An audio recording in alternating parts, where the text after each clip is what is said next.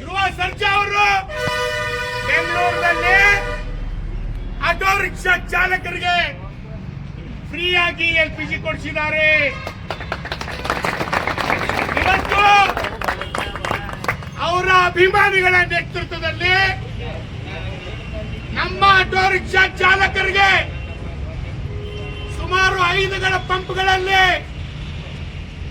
Auto rickshaw ಚಾಲಕರಿಗೆ ಉಚಿತ LPG ಕೊಡ್ತಾ ಇದ್ದಾರೆ.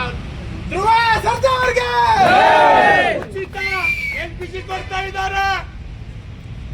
ಧ್ರುವ ಸರ್ಜಾ ಅವರು ಕರ್ನಾಟಕದಲ್ಲಿ ಮೀರಿಸುವಂತ ವ್ಯಕ್ತಿ ಇವರಾಗಿದ್ದಾರ. ಅದಕ್ಕಾಗಿ ಇವತ್ತು ಇಡೀ ಕನ್ನಡದಲ್ಲಿ ಆಟೋ ರಿಕ್ಷಾ ಚಾಲಕರು ಇವರ ಭಾವಚಿತ್ರವನ್ನು ಹಾಕೊಂಡಿದ್ದಕ್ಕೂ ಇವತ್ತು ಸ್ವಾರ್ಥಕ್ಕಾಯ್ತು.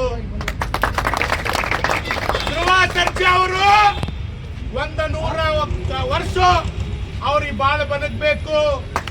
ಅವರು ಕನ್ನಡ ಸಿನಿಮಾಗಳು ನಾವೆಲ್ಲರೂ ಸೇರಿ ಅವ್ರ ಸಿನಿಮಾ ನೋಡಿ ಅವ್ರ ಸಿನಿಮಾಗಳಿಗೆ ನಾವು ಹಾರೈಸುವ ಕೆಲಸ ಮಾಡೋಣ.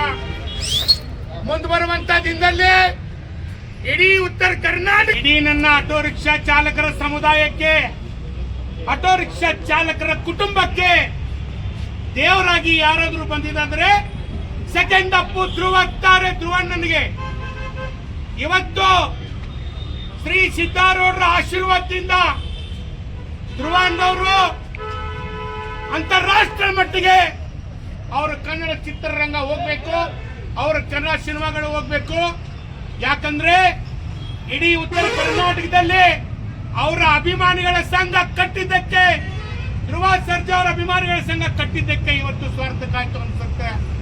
ಯಾಕಂದ್ರೆ ಇವತ್ತು ಉತ್ತರ ಕರ್ನಾಟಕದಲ್ಲಿ ಹುಬ್ಬಳ್ಳಿ, ಧಾರವಾಡ, ಕಾರವಾರ, ಗದಗ, ಬೆಳಗಾವಿ, ಬಿಜಾಪುರ, ಬಾಗಲಕೋಟೆ, ಹಾವೇರಿ, ಗುಲ್ಬರ್ಗ, ರಾಯಚೂರು ಎಲ್ಲಾ ಕಡೆನೂ ಆಟೋ ರಿಕ್ಷಾ ಚಾಲಕರಿಗೆ, ಸಂಘಟನೆಗಳಿಗೆ ಕಷ್ಟ ಯಾರಾದ್ರೂ ಕರ್ನಾಟಕದಲ್ಲಿ ಕೇಳಿದಾರಂದ್ರೆ ಅದು ಧ್ರುವ ಸರ್ಜಾ ಅವರು.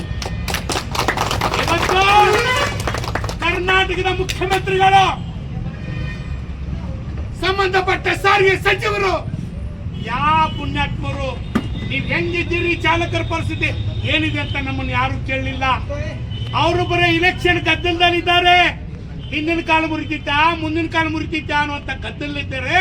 ಇಂಥ ಒಂದು ಗದ್ದಲದಲ್ಲಿ ಬಿದ್ದಾರೆ ಪಾಪ ಅವರು. ಇವತ್ತು ಆಟೋ ರಿಕ್ಷಾ ಚಾಲಕರಿಗೆ ದೇವರಾಗಿ ಪ್ರತಿಯೊಂದು ಜಿಲ್ಲೆಯಲ್ಲಿ LPG ಅನ್ನ ಆಟೋ ರಿಕ್ಷಾಗಳಿಗೆ ಉಚಿತ ಹಾಕಿ ಯಾರಾದ್ರೂ ಕೊಡಿಸಿದ್ದಾರೆ ಅಂದ್ರೆ ಅದು ಧ್ರುವ ಸರ್ಜಾ ಅವರು.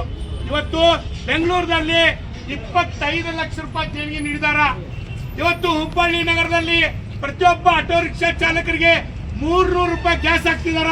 ಆ 300 ರೂಪಾಯಿ ಗ್ಯಾಸ್ ಅನ್ನು ಹಾಕೊಂಡು 700-800 ರೂಪಾಯಿ ದುಡ್ಕೊಂಡು ಆಟೋ ರಿಕ್ಷಾ ಚಾಲಕರು ಅವರ ಮಕ್ಕಳಿಗೆ, ಅವ್ರ ಕುಟುಂಬಕ್ಕೆ ಅವತ್ತೇ ताजा खाने वाले ऑटो वाले ताजा खाने वाले, आज शराब लेको, आज ताजा लेको, आज हम खाने वाले. हम खाने को कौन दिया करके बोले तो ध्रुव सर्जन दिया है. ध्रुव सर्जन को हम सैल्यूट करता करके माध्यम को नहीं